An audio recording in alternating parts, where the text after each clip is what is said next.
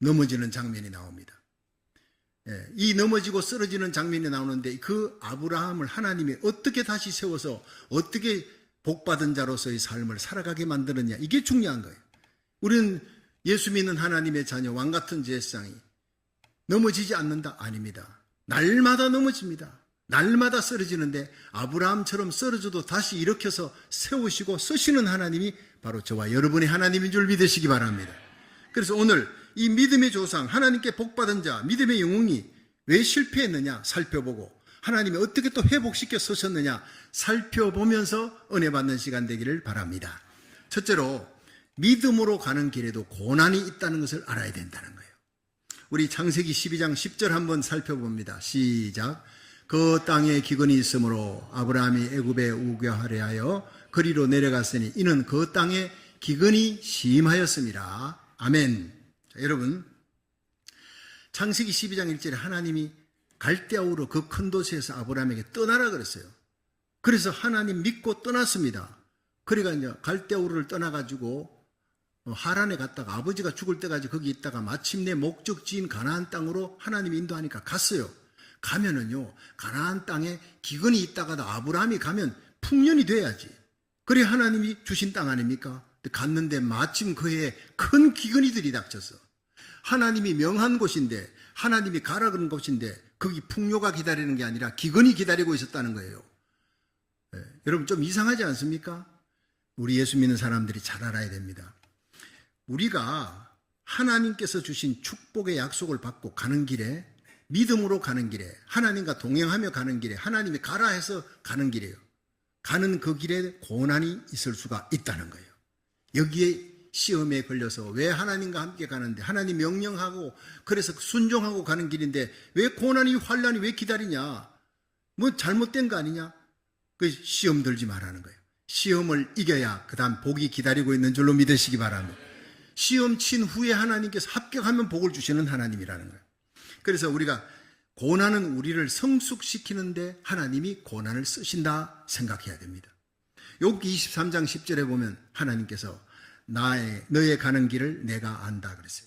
나의 가는 길을 오직 그가 아시나니 그가 나를 단련하신 후에, 연단 트라이얼스, 불 속에, 불뭇불 속에 금을 넣고 도가니불 속에 은을 넣어서 연단해가 그 찌꺼기들, 불순물을 다 빼내고 정금같이 만들기 위해 그 환난의 불 속에, 고난의 불 속에 집어넣으시는 하나님. 내 가는 길을 여호와께서 하시나니 그가 나를 단련하신 후에 내가 정금같이 나오리라 하세요. 정금은 그 다음입니다. 불을 통과한 후에 나오는 거예요. 자식을 통해 나를 연단할 수도 있습니다. 물질 통해, 주위의 다른 사람을 통해, 명예를 통해 유혹과 연단, 이런 고통과 아픔 속에, 환난 속에 하나님이 나를 연단해서 요셉처럼 세우시는 거예요. 다니엘처럼 세우시는 거예요. 또 고난은 우리를 깨닫게 합니다. 시편 119편 67절에 보면 고난 당하기 전에는 내가 그러 행했더니 이제는 주의 말씀을 지키나이다. 고난을 통과한 후에 이제는 그리스도의 강한 군사가 되어서 하나님의 말씀대로 살아갈 수 있는 능력 있는 사람이 되었다는 거예요. 저는 하나님의 말씀을 받았어요. 기쁨으로 받고, 그러나 그걸 말씀대로 살아갈 힘이 내게 없었습니다. 그러나 이제 이 고난을 통과한 후에 영적 내공이 생겼어요. 웬간한 시험은요, 웃으면서 이겨나갈 수가 있게 된다는 거예요. 그렇습니다. 로마서 5장 3절에 보면 다만 이뿐 아니라 우리가 환난 중에도 즐거워하는 이 환난은 인내를, 인내는 연단을, 연단은 소망을 이루는 줄 알미니라. 환난 가운데 인내하고 연단받아 예수님만이 우리 소망이다, 하나님만이 소망이다, 이 땅이 우리 천국이 아니다, 이 땅은 나그네 길이다, 천국은 우리 주님이 예비하신 곳은 예수님 재림하면 들어가는 그 천국을 소망 삼고 살아가는 성도 되기를 주의 이름으로 축원합니다. 바로 그거예요. 연단을 통해, 고난을 통해 성숙하게 만들고 하나님 말씀 깨닫고 천국을 소망 삼고 예수님만 소망 삼고 살아가는 사람이 될 줄로 믿으시기 바랍니다.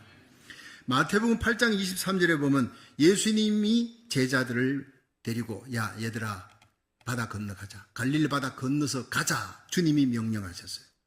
그리고 예수님 배를 태우고 예수님이 너무 피곤하고 주무시는 거예요. 배를 타고 가는 거예요. 바다 한복판에서 갑자기 풍랑이 일어납니다. 자 보세요. 예수님이 가자 그랬어요.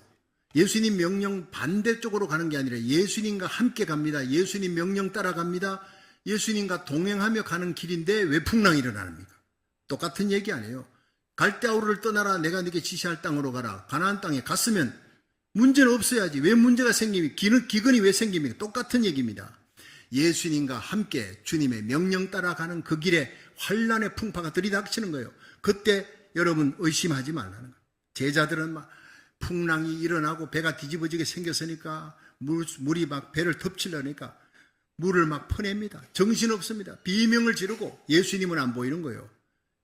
풍랑만 보이니까 배가 그냥 침몰할 것 같으니까. 그런데 아무리 해도 육지에서 점점 멀어지고 풍랑은 노도강풍은 더 세지고 불가항력적인 상황 속에 한계 상황, 인간의 한계 상황에 부딪힌 거예요. 이젠 죽었다 싶을 때 예수님이 그때 보인 거예요. 아, 예수님 여기 있었지. 예수님 주무십니까? 빨리 일어나셔서 우리를 살려주세요. 구원해주세요. 막 매달립니다. 그때 예수님이 일어나셨어요. 이렇게 믿음이 적은 자들아 꾸짖으시고 바람과 파도를 꾸짖으시니 즉시 잔잔하게 되었더라. 이들이 깜짝 놀랍니다. 예수님이 귀신 들린 자를 쫓아내고 죽은 자 살리고 병든 자를 고치고 이건 알았지만 선지자 중에 선지자구나, 랍비 중에 랍비구나, 이 정도가 아니라 이 바람과 풍랑을, 광풍을 잔잔케 하다니 이건 하나님 아니고는 이렇게 할 수가 없어. 예수님에게 엎드려 절하며 참으로 진실로 하나님의 아들이로소이다 고백하는 거예요. 우리에게 풍랑이 닥쳤습니까? 환난과 어려움이 있습니까? 내게 못 고칠 병이 있습니까? 의사가 당신 이제 끝입니다. 암 걸렸습니다. 그때가 하나님 만날 때인 줄로 믿으시기 바랍니다. 그렇습니다. 환난 날에 나를 부르라. 내가 너를 건지리니 네가 나를 영화롭게 하리라. 그 시험을 이겨야 되는 거예요. 여러분, 풍랑 속에서도 주무시는 예수님을 발견하세요. 세상은 지금 아우성을 칩니다. 전쟁의 소문. 3년 팬데믹 끝났더니 이제는 전쟁이 일어나고 천재지변이 일어나고 사람들이 아우성을 치는 경제가 바닥을 치고 있습니다. 그럴 때 주무시는 예수님을 발견할 수 있기를 축원합니다. 예, 역사의 주권자이신 예수님, 우리를 위해 죽으시고 부활하시고 하나님 우편에서 이 지구의 운명을 다스리고 계신 예수님은 평안을 갖고 계신 거예요. 하늘의 평안을 갖고 계신 그 예수님의 평안을 저와 여러분이 가지시기를 주의 이름으로 축원합니다. 나는 허둥대는데 주님은 웃고 있단 말이에요. 미국의 문제, 고국의 문제, 대한민국의 문제, 내 가정의 문제, 내 자식의 문제, 교회의 문제 다 알고 있습니다. 나는 허둥대고 어찌할 바를 모르는데 주님은 웃고 계시는 겁니다. 그 문제를 내게 갖고 오라. 내만이 그 문제를 해결할 수 있다. 그렇게 주님은 말씀하고 있는 겁니다. 수고하고 무거운 짐진 자들아 다 내게로 오라. 내가 너희를 쉬게 하리라. 여러분 한 주간 동안 지고 있던 모든 무거운 짐을 오늘 예배 가운데 주님께 다 맡기시기를 주의 이름으로 축원합니다. 주님은 평안을 가지신 거예요. 풍랑 속에서도 두려워하지 말라, 놀라지 말라, 내가 너와 함께 한다 말씀하고 있는 거예요. 여러분, 문제는 주님의 얼굴을 봐야 하는 거예요. 믿음은 주님을 바라보는, 풍랑을 바라보는 거 아닙니다. 세상은 언제나 풍랑이 일어납니다. 그러나 그 가운데 풍랑 위를 걸어오시는 예수님, 풍랑 중에 주무시는 평강의 예수님을 바라볼 수 있기를 주의 이름으로 축원합니다. 히브리서 12장 2절에 보면 믿음의 주여 온전케 하시는 예수를 바라보자. 저는 그 앞에 있는 즐거움을 위하여 십자가를 참으사 부끄러움을 개의치 아니하시더니 마침내 하나님 우편에 앉으셨느니라. 너희가 피곤하여 낙심치 않기 위하여 인생 살다 보면 신앙생활하다 보면 피곤할 때도 있고 낙심될 때도 있지만 그러나 피곤하지 말라, 낙심하지 말라. 죄인들의 이같이 자기에게 거역한 자를 참으신 예수님을 바라보라. 십자가 넘어 부활의 예수님을 바라볼 수 있기를 주의 이름으로 축원합니다. 아무리 고난이 닥쳐도 주님과 함께라면 그 고난은 절대 우리를 넘어뜨리지 못한다. 이걸 믿어야 되는 거예요. 우리 생애 최고의 해라고 하는 영화가 있었습니다. 내용이 이런 겁니다. 2차 세계대전이 벌어졌는데 헤럴드 러셀이라고 하는 청년이 공수부대원으로 전투에 참가했다가 그냥 폭탄이 떨어졌어요. 이 폭탄이 투하되는 바람에 두 팔을 잃어버린 거예요. 불구가 된 것은 몹시 낙심하고 좌절해서 크리스찬이니까 하나님께 기도했습니다. 하나님, 내가 두 팔 잃어버렸는데 이 모습으로 나는 쓸모없는 인간이 되어서 나는 살아갈 수 없습니다. 하나님, 차라리 나를 죽여주세요. 그의 기도는 죽여달라는 게, 날마다 울면서 죽여달라는 기도예요. 원망입니다. 그런데 어느 날 기도하는데 하나님의 음성이 들려옵니다. 그래도 아들아, 네가 잃어버린 것보다는 남아있는 것이 더 많지 않냐. 따뜻하게 들려오는 하나님의 음성이 깜짝 놀라서 눈물을 닦고 생각해 보니까 잃은 것보다 남아있는 것이 아직 더 많지 않느냐. 생각해보니 팔 2개만 잃었지 다리 2개, 멀쩡히 걸어 다닐 수 있도록 다리 2개가 있고, 또 눈도 있어. 보일 수 있는 눈도 있고, 들을 수 있는 귀도 있고, 말할 수 있는 입도 있고. 가만히 생각해보니까 내가 남은 것이 정말 너무 많네. 그래서 생각을 바꿨어요. 그래서 손을 의수로 만들어서 의사한테 얘기해서 열심히 그 의수로 타자 치는 훈련을 해서, 피나는 훈련해서 타자를 쳤습니다. 그리고 자기의 생활을 책으로 만들었어요. 기가 막힌 기관 인생을 책으로 만들어가지고 내놨는데 이게 베스트셀러가 돼버렸어요. 엄청나게 돈이 돌았습니다. 근데 뜻밖의 베스트셀러가 되니까 주위의 친구들이 이걸 영화로 한번 영화로 만들어봐라. 자꾸 얘기하니까 그 영화를 만드는, 이 러셀이 직접 주연과 연출을 맡아서 영화를 했는데 이게 대박이 터진 거예요. 성공한 사람이 되었어요. 많은 사람을 감동시켰습니다. 할렐루야. 하나님의 음성을 듣고 행하면 네가 지금 남은 것이 더 많지 않느냐. 그 한마디에 그 인생이 완전히 바뀌어버린 거예요. 여러분, 지금 이런 것이 많다고 생각합니까? 가만히 생각해보면 여러분에게 아직 남은 것이 훨씬 더 많은 줄로 믿으시기 바랍니다. 지금 남아있는 것으로 최선을 다할 때 하나님은 기적을 일으켜줄 줄로 믿으시기 바랍니다. 내 잃어버린 것, 그것만 쳐다보고 맨날 불평하고 원망하고 낙심하는 사람 하나님 쓰지 않습니다. 썰래야 설 수가 없어요. 그런 네거티브한 사람, 잃어버린 것만 생각, 어두운 그림자만 바라보는 사람 쓰지 않습니다. 그림자에서 돌아서야 돼요. 태양을 바라보면 내 그림자는 보이지 않습니다. 그림자를 바라보면 태양은 보이지 않습니다. 둘 중에 하나를 택하십시오. 오늘 의의 태양 대신 예수님 바라보는 시간 되기를 주의 이름으로 축원합니다. 우리에게 아픔을 주고 슬픔을 주었던 사람 잊어버리십시오. 믿음의 주에 온전케 하시는 예수님만 바라보기를 주의 이름으로 축원합니다. 우리에게 닥쳐진 그 고난과 위기가 주님이 주신 기회요, 축복의 기회가 될 줄로 믿으시기 바랍니다. 여러분, 믿음으로 가는 길에, 하나님의 사람들이 가는 믿음의 길에, 하나님과 동행하는 그 길에도 기근이 닥치고 환난과 고난이 닥칠 수도 있다는 겁니다. 그러나 끝까지 풍랑 바라보지 마세요. 아우성치는 세상 사람들, 세상 소리 귀 기울이지 말고 믿음의 주에 온전케 하시는 예수님을 끝까지 바라보시기를 주의 이름으로 축원합니다. 예수님 바라보고 기도하는 성도는 기근 시에도 풍요의 복을 누리게 될 줄로 믿으시기 바랍니다. 두 번째 생각할 것은요, 아브라함의 잘못된 고난 때문에, 잘못된 선택이 고난을 일으키는 거예요. 아브라함이 뭐 때문에 그런 고난이 왔느냐? 잘 생각해보면 아브라함의 선택이 잘못됐다는 거예요. 창세기 12장 11에서 13절을 읽어봅니다. 시작. 그가 애굽에 가까이 이를 때에 그 아내 사레들어 말하되 나알기에 그대는 아리따운 여인이라. 애굽 사람이 그대를 볼 때 이르기를 내가 이는 그의 아내라 하고 나는 죽이고 그대는 살리리니 원컨대 그대는 나의 누이라 하라. 그리하면 내가 그대로 인하여 안전하고 내 목숨이 그대로 인하여 보존하겠노라 하니라. 아멘. 자, 여기서 문제가 생깁니다. 갈대아우로 떠났다. 순종했습니다. 하란을 거쳐서 아버지가 죽고 그 다음에 가나안 땅에 왔습니다. 거기까지 순종했지요. 그런데 가나안에 기근이 닥쳐서, 기근이 닥치니까 거기에 있는 사람들이 보따리 사가지고 여기 있다가는 굶어 죽는다. 그리고 기근이 계속되니까 그들이 애굽 땅으로 여기는 비가 와야 살지만 애굽에는 비가 안 와도 나일강이 있어. 그건 풍요로운 곳이야. 가는 거예요. 그 소리 들으니까 아브라함의 마음이 움직이는 거예요. 하나님께 기도하지 않았습니다. 환경을 보고 사람들의 소리를 듣고 그들이 애굽 땅에 이민 가야 산다 그러니까 보따리 사가지고 가는 거예요. 자, 이렇게 시작된 것이 잘못, 육의 선택입니다. 영의 선택이 아닙니다. 가나안 땅 가라. 거기서 고난이 생기고 기근이 생겼으면요, 하나님께 기도해야지. 하나님께 물어봐야지. 성경에 하나님께 아브라함이 물었다, 기도했다는 얘기가 전혀 없습니다. 세상 소리 듣는 거예요. 환경을 쳐다보는 거예요. 가다가 가만 보니까 자기 부인이 너무 이뻐. 그 당시 그런 일이 많이 생겼겠죠. 예, 부인이 이쁘면 남자를 죽이고 부인을 취하는 그런 일이 생기니까 두려움이 덜컥 생겼어요. 가다가 애굽 사람, 이방 땅 사람들, 나를 죽이고 당신을 취할 것 분명한 거야. 일어나지도 않을 일에 대한 상상을 하고 말이죠. 난 죽어, 당신 뺏어가려고. 그러니까 당신은 나의 사촌 누이다, 사촌 여동생이다. 실제로 그렇습니다. 옛날에는 그 건친 결혼을 많이 했으니까. 근데 사촌 누이라고 하면 안 되죠. 아내라고 얘기해야죠. 사촌 누이라고 얘기하면서부터 문제는 더 커져버린 겁니다. 잘못된 선택, 육의 선택입니다. 하나님께 묻지도 않았습니다. 그러면서 가다가 불신앙에 불순종까지 막 겹칩니다. 그리고 사람들이 여인의 아름다움을 보고, 아니 그때 이 사라가 나이가 60이 넘었어요. 환갑이 넘었는데 아니 이쁘다고 난리를 치고 결국 그 소리가 바로왕의 궁정에 들어가니까 바로왕이 그 여인 데리고 오라. 그렇게 물어보니까 누구냐? 서로 짰잖아요.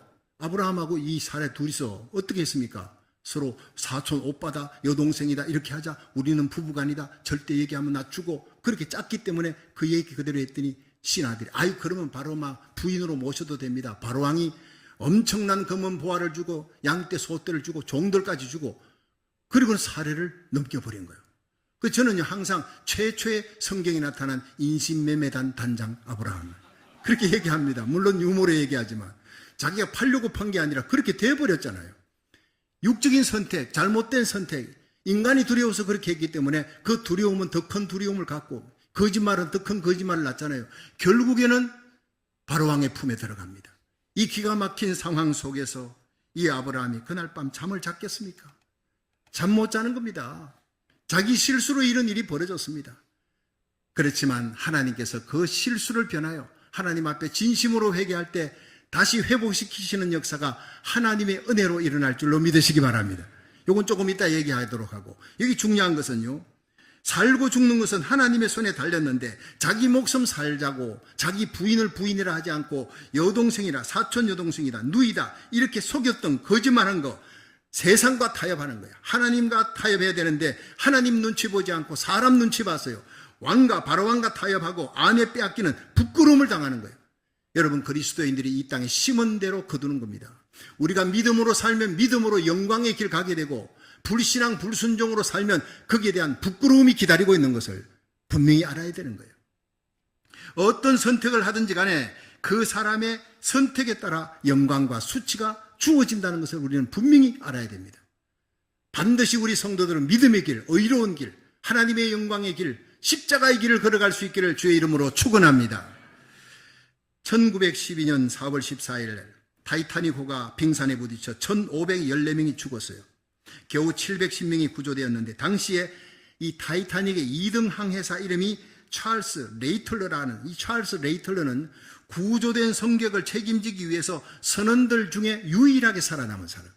이건 비하인드 스토리입니다. 영화에도 나오지 않는 얘기예요. 선장이 침몰을 앞두고 여자와 어린아이를 먼저 구하라고 그렇게 소리를 쳤습니다. 당시 세계 최고의 부자였던 에스터라는 사람, 에스터 말고 에스터라는 남자예요. 이 에스터가 임신한 지 5개월 된 그 부인과 함께 여행을 하러 갔다가 거기서 이런 어려움을 당하니까 임신한 지 5개월 된 자기 부인을 먼저 구명보트에 태우고 마지막으로 I love you 하고 작별인 사람. 이것이 바로 끝입니다. 세계 최고의 부자라 할지라도 이 타이타닉호가 부서지고 무너지는 데는 어쩔 수가 없는 거예요. 그런데 선원들이 막 여자들을 먼저 태우고 아이들을 태웁니다. 거기에서 남자들이 나중에 이제 탑니다. 남자들이. 근데 극소수의 남자들이고 대개는 어린아이와 여자들입니다. 그런데 선원이 보니까 에스터 이 사람이 세계 최고의 부자거든요. 굉장히 뛰어난 사람. 그 사람을 따로 불렀어요. 당신은 살아야 합니다. 보통 사람이 아닙니다. 그 큰 부를 가지고 당신이 살아서 많은 사람을 살리는데 큰일을 하십시오라고 특혜를 주었어요. 그에게. 자, 그러자 이 세계 최고의 부자였던 에스터가 소리를 질렀어요. 사람이 최소한의 양심이 있어야지. 나는 그 양심을 버리고 이 배에 탈 수가 없다. 옆에 있는 아일랜드 여성에게 자리를 양보했습니다. 타이타닉 같은 배를 10대도 더 만들 수 있는 부자였다고 하지만 그는 양심에 부끄럽지 않는 삶을 살았던 세계 최고의 신사였다라고 기록하고 있습니다. 멋있지 않습니까? 그런데 예외가 있었다고 합니다. 일본의 철도 국장이었던 사람이 호소 노텍스트라는 사람. 이 사람은 살기 위해서 여장을 했어요. 남자들은 못하니까 여장을 하고 가발을 쓰고 화장을 하고 여성 옷을 입고 여성들이 탄 구명보트에 몰래 탔어요. 그까지 타고 살아나는데 성공했습니다. 근데 귀국한 후에 네가 어떻게 왔느냐? 여장하고 왔다니 바로 퇴직을 당했어요. 일본 사람들이 양심이 있으니까 퇴직시켜버리고 일본의 신문사와 모든 여론이 그를 공개적으로 비난했어요. 수치스러운 목숨을 연명하지 말고 그 자리에서 할복 자살하라. 일본 열도가 그냥 그를 향해서 공격을 했습니다. 비난의 화살에 못 이겼어요. 후회와 수치로 가득한 10년의 지옥 같은 삶을 살다가 호소 노텍스트는 생을 마감했다. 그렇게 기록하고 있는 거예요. 비하인드 스토리입니다. 여러분, 오늘 우리에게 과연 무엇이 행복한 삶입니까? 존귀한 삶, 장수하는 삶, 물질이 많은 삶, 그런 삶이 행복한 겁니까? 바른 선택을 하는 것이 행복한 삶인 줄로 믿으시기 바랍니다. 양심에 부끄럽지 않는 올바른 선택으로 영광스러운 죽음의 길을 가는 것이 양심의 소리를 외면하고 평생 수치와 부끄러운 길을 가는 것보다 수천 수만 배 더 낫다는 거예요. 그래서 사도 바울은 빌립보 1장 20절에 나의 간절한 기대와 소망을 따라 아무 일에든지 부끄럽지 아니하고, 바로 그겁니다. 내 양심에 부끄럽지 아니하고, 역사 앞에 부끄럽지 아니하고, 하나님 앞에, 사람들 앞에, 내 후손들 앞에, 교회 앞에 부끄럽지 않는 날마다의 삶을 살다가 우리 주님 앞에 설 수 있기를 주의 이름으로 축원합니다. 아무 일에든지 부끄럽지 아니하고 오직 전과 같이 이제도 온전히 담대하여 살든 죽든 내 몸에서, 내 삶의 이력에서, 내 삶의 흔적에서 예수 그리스도가 존귀되기를 원하나니 이는 내게 사는 것이 그리스도니 죽는 것도 유익함이라. 이 바울의 고백이 저와 여러분의 고백이 되기를 주의 이름으로 축원합니다. 성도 여러분, 하나님의 백성은 어떤 경우에서도 육적인 선택을 하면 안 되는 거예요. 부끄러운 일을 당하는 겁니다. 하나님이 원하시는 곳에 있으면 어떤 방법으로든 그 자리에서 죽을 작정하고 기도하면 하나님이 죽을 병도 고쳐주시고, 안 되는 길, 막힌 길도 하나님 열어주시고, 홍해바다도 여리고성도 무너지게 하고 열어줄 줄로 믿으시기 바랍니다. 전능하신 하나님이 책임질 줄로 믿으시기 바랍니다.